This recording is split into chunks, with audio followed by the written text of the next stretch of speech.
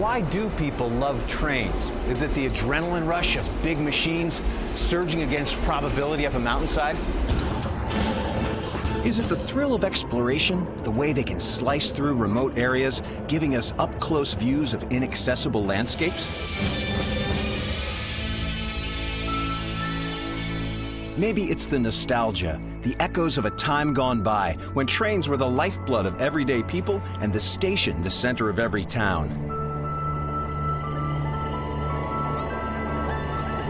Or maybe we love trains because they're just plain fun. As an author and host of home improvement TV shows, I've had lots of adventures traveling across the U.S. Now I'm looking for even more adventure around the world. And I can think of no better way to travel than by train.